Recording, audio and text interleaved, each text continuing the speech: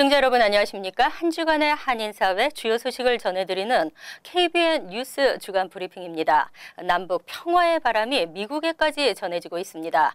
그런 가운데 렉스 틸러슨 국무장관이 해임되면서 후임으로 마이크 폼페이오가 국무장관에 전격 기용됐습니다. 트윗을 통한 트럼프 대통령의 해임과 인선은 레리 커틀러 백악관 국가경제위원회 위원장으로 이어졌습니다. 국무장관 임명의 갑작스런 변화는 외교 공백 상태에 우려를 낳고 있습니다. 하지만 월스트리트저널은 오는 5월 북미 정상회담을 앞두고 오히려 북미 정상회담을 겨냥한 것이라며 북한에 무언의 압박을 가하려는 트럼프 대통령의 메시지가 반영됐다고 분석했습니다. 보도에 지한샘 기자입니다. 트럼프 대통령은 오늘 렉스 틸러슨 국무장관을 전격 경질했습니다. 트럼프 대통령은 이란 핵협정을 비롯한 문제들을 놓고 틸러슨과 이견이 있었다고 주요 외교 정책에 관한 이견 차이가 경질 배경이라고 설명했습니다. 트럼프는 후임 국무장관에 마이크 폼페이오 중앙정보국 국장을 지명했습니다. 트럼프 대통령은 트위터를 통해 폼페이오 국장이 새 국무장관이 될 것이며 그가 직무를 훌륭하게 수행할 것을 믿는다고 말했습니다. 폼페이오 새 국무장관 지명자는 행정부 내 대표적 강경파이지만 최근 남북, 북미 정상회담 성사 과정에서 한국 정보 당국과 끈끈한 협력을 발휘한 것으로 전해졌습니다. 트럼프 대통령의 갑작스런 인사를 비난한 국무부 공공외교, 공공정책 담당 스티브 골드스타인 차관도 해임 통보를 받았습니다. 스티브 차관은 틸러슨 장관은 경질 이유조차 모르고 있었다는 불만 섞인 성명을 발표하고 해임됐습니다. 외교수장과 최고위 외교관이 동시에 물러나게 되면서 정부의 외교 공백 사태는 한층 가중될 전망입니다. 특히 북핵談判을 앞두고 동아태 차관보와 대북 정책특별대사, 주한 미 대사 등 대북 라인의 공백이 장기화하는 것 아니냐는 우려가 커지고 있습니다. KBN 뉴스 지한샘입니다. 트럼프 대통령과 김정은 노동당 위원장 간의 첫 정상회담에 전 세계 관심이 쏠리는 가운데 회담 장소 또한 관심의 대상입니다. 다수의 전문가들은 판문점을 점치고 있지만 워싱턴이나 평양 등에서 열릴 가능성도 있는 것으로 알려졌습니다. 북미 정상회담의 후보지 지한샘 기자가 정리했습니다. 역사상 유례가 없었던 북미 정상회담에 전 세계가 주목하고 있습니다. 도널드 트럼프 미국 대통령과 김정은 북한 노동당 위원장 간의 정상회담이 가지는 정치적 중요성만큼이나 회담 장소에 대해서도 관심이 쏠리고 있습니다. 장소 선정에서 양측 간 줄다리기 싸움이 예상되는 가운데 뉴욕타임스는 판문점과 제주도, 워싱턴 DC, 평양, 베이징, 모스크바 등 후보지 9곳을 언급했습니다. 이 중 가장 유력한 장소로는 판문점이 점쳐지고 있습니다. 판문점은 이미 북한의 평창 동계올림픽 참가를 논의하기 위해 회담이 열렸고 오는 4월 말 남북 정상회담이 개최될 예정으로 북미 양측의 부담이 적은 것으로 여겨져 유력한 장소로 꼽히고 있습니다. 워싱턴 DC나 평양도 주목받고 있지만 대내외 선전전이나 신변 문제 등 서로 난처한 상황에 빠질 경우를 염려해 트럼프 대통령이나 김정은 노동당 위원장 모두 주저할 것으로 예측됩니다. 베이징과 모스크바도 후보지로 꼽히고 있지만 중국 일각에선 북중 관계가 악화되면서 중국 측의 제안을 북측이 거절할 경우 체면이 구겨질 것을 우려하고 있다는 관측이 있고 모스크바의 경우 트럼프 대통령이 러시아 스캔들로 수사가 진행 중인 상황에서 모양새가 영 좋지 않다는 분석입니다. 이외에도 김정은 위원장이 유년 시절을 보낸 제네바나 북미 간 1.5트랙 접촉 장소로 애용되어 온 스톡홀름, 제주도, 울란바토르 등이 후보지로 올라있는 상태이지만 파격적으로 정상회담을 제안한 김 위원장과 이를 흔쾌히 수용한 트럼프 대통령이 예측을 뛰어넘는 모습을 보일 수도 있다는 관측도 나오고 있습니다. KBN 뉴스 지한샘입니다. 14일 고교생들을 중심으로 강력한 총기 규제를 요구하는 동맹 휴업 행진이 펼쳐졌습니다. 행진은 한 달 전 발생한 플로리다주 고등학교 총격 참사로 인한 총기 규제 목소리를 높이고자 기획된 것인데요. 더구나 이 사건 이후 강력한 총기 규제를 검토하겠다던 트럼프 대통령은 다시 한 발 물러나는 모습을 보였고 백악관이 발표한 총기 규제 정책 대안도 실망을 낳고 있습니다. 보도에 지한샘 기자입니다. 오늘 오전 10시에 맞춰 미 전역에서 수천 명의 학생들이 거리로 나왔습니다. 학생들은 17분 동안 교실 밖에서 구호를 외치고 행진을 했습니다. 플로리다 참사에서 희생된 17명을 기리기 위한 것입니다. 행진에 참가한 학생들은 크게 3가지를 요구했습니다. 첫째, 모든 공격용 무기의 판매 금지. 둘째, 총기 판매에 앞서 광범위한 구매자 전력 조회 제도화. 셋째, 공격성과 폭력성을 보인 총기 소지자에 대해 법원이 총기를 회수할 수 있도록 하는 총기 폭력 규제 법안 등입니다. 총격 참사를 겪은 스톤맨 더글라스 고교 재학생들은 어디를 가나 학생들의 물결이다. 우리가 혼자가 아니라는 것을 보여줬다면서 강한 연대감을 표시했습니다. 한편 딕스 스포굿즈, 월마트, 크로거 등 미국 내 3대 총기 유통업체는 총기 구매 제한 연령을 18세 미만에서 21세 미만으로 상향하고 일부 공격용 무기의 판매를 중단하겠다고 밝혔습니다. 또 플로리다주에서는 위해 발의로 총기 구매 제한 연령을 상한하고 훈련받은 일부 교사 및 교직원의 교내 총기 소지를 허용하는 법안을 통과시켰습니다. KBN 뉴스 지한샘입니다. 트럼프 대통령이 다카 프로그램의 단기 연장 수용 의사를 밝혔습니다. 이례적으로 평가되는 이러한 태도 변화는 국경장벽 건설 착수를 위한 타협이라는 분석입니다.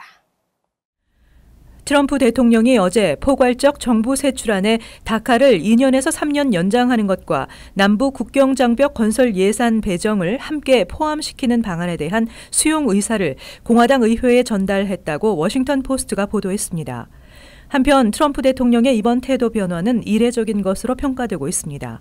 대통령은 지난 1월 180만 명에 이르는 드리머 구제, 국경장벽 건설 예산 250억 달러 확보, 가족이민 축소, 추첨 영주권 폐지 등 4가지의 이민법 개정 핵심 의제를 제시하고 이 요소들이 포함되지 않은 이민개혁안에는 서명하지 않겠다고 밝힌 바 있기 때문입니다.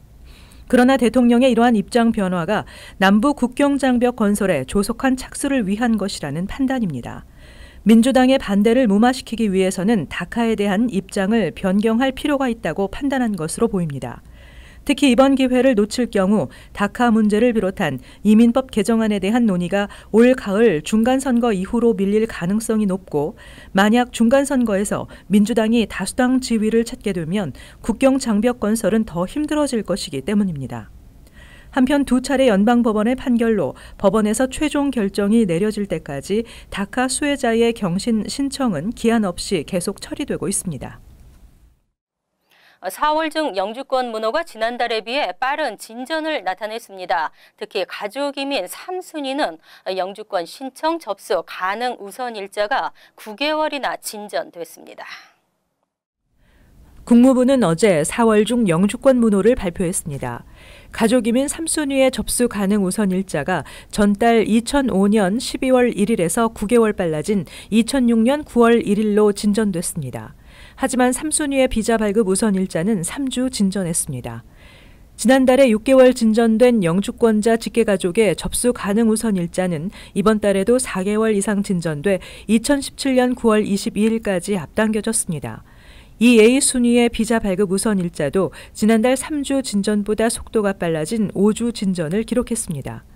영주권자의 성인 미혼 자녀인 이 B순위는 비자 발급 우선 일자는 5주 진전됐지만 접수 가능 우선 일자는 2011년 9월 1일로 올 들어 계속 동결되고 있습니다.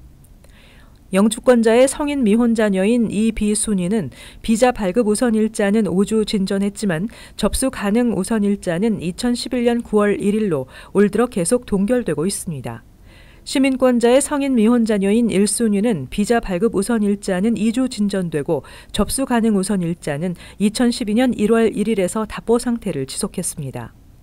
반면 시민권자의 형제 자매 초청인 4순위는 비자 발급 우선 일자는 3주 진전하면서 다소 주춤했지만 접수 가능 우선 일자는 6주 진전에 호조를 보였습니다. 한편 취업이민은 지난달과 마찬가지로 전 순위에서 비자 발급 우선 일자와 접수 가능 우선 일자가 전면 오픈됐습니다. 종교이민인 4순위인 성직자가 아닌 기타 종교 종사자와 투자이민 5순위 리저널 센터 프로그램을 통한 이민 비자 발급은 연방정부에 대한 임시 예산안이 종료되기 때문에 일단 중단됐습니다. 하지만 접수 가능 우선 일자는 여전히 오픈돼 있어 신규 접수는 가능합니다. 그동안 재외공간 행정직원에 대한 부당 대우 논란과 실태가 개선되고 있지 않다는 지적이 계속되었는데요. 재외공간 행정직원들이 잇따라 한국노총에 가입하고 있는 것으로 알려졌습니다. 뉴욕 총영사관을 비롯한 재외공간 행정직원들에 대한 갑질 횡포와 부당 대우 논란이 계속되고 있는 가운데 한국노총은 현재 28개국 재외공간 행정직원 100여 명이 중부지역 공공산업노조에 가입했고 노조 가입 소식이 알려지자 미주, 유럽, 동남아 등 재외공간 행정직원들이 속속 가입 신청을 해오고 있다고 밝혔습니다. 재외공간 행정직원은 재외공간의 필요에 따라 현지 채용한 공공부문 비정규직으로 분류됩니다. 신분상 공무원이 아니라는 이유로 공관장과 일부 가족들의 갑질 횡포와 사적 업무 지시 등 부당 대우 논란이 계속돼 왔습니다. 뉴욕 총영사관에서도 2016년 김기환 전 총영사가 일부 행정원들을 대상으로 갑질 의혹이 제기돼 외교부 본부로부터 조사를 받은 바 있습니다. 한국노총은 지난해 7월 전 재외공간 행정직원에 대한 부당 대우를 실태 점검한 바 있지만 이후 뚜렷한 개선 내용은 보이지 않는 상태라는 지적이 나오고 있습니다. 한국노총 관계자는 노동조합 가입 운동을 확대해 나갈 계획이라고 전하며 재외공간 행정직원들에 대한 부당 노동 행위와 갑질 횡포 사례를 취합하고 이를 개선하기 위한 대책을 마련하는 한편 정부를 상대로 임금 단체 교섭을 요구할 것이라고 밝혔습니다. 한편 뉴욕 총영사관 행정직원도 한국노총에 가입했는지는 확인되지 않고 있습니다. 뉴저지 버긴 카운티 클럭 수석 보좌관 정승훈 씨가 부클럭에 임명됐습니다. 취임 선서식에 많은 한인들이 자리를 함께하고 축하했습니다. 버긴 카운티 최초 한인 부클럭이 탄생했습니다.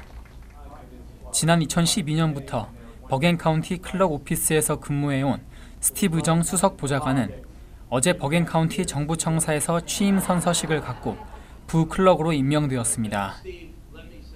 스티브 정 부클럭은 버긴 카운티가 뉴저지 최대 한인 밀집 지역인 만큼 한인 사회에 봉사하는 마음으로 일해왔다며 앞으로도 초심을 유지하고 도움이 필요한 한인을 돕기 위해 최선을 다하겠다고 말했습니다.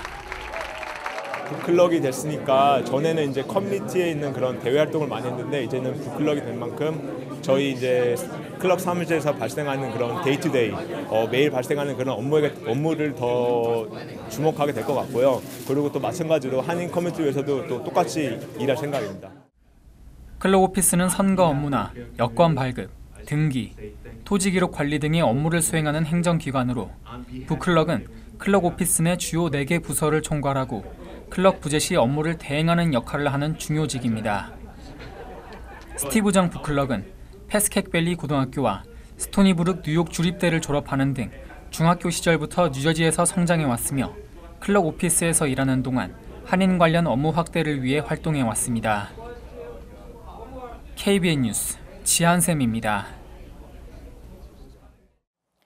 뉴저지주의 예산안에 단계적으로 시간당 최저임금을 15달러까지 인상하는 방안이 포함됐습니다. 이 밖에도 학교 지원 예산 확대를 위한 판매세 인상과 소득세 인상, 마리화나 합법화 등이 포함됐습니다.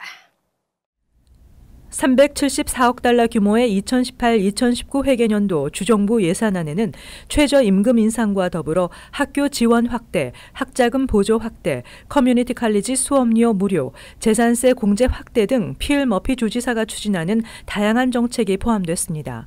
머피 주지사는 2018-2019 회계년도 내로 현재 $8 60센트인 최저임금을 $11로 인상할 것을 제안하면서 매년 단계적으로 올려 4년 안에 $15까지 올릴 계획입니다.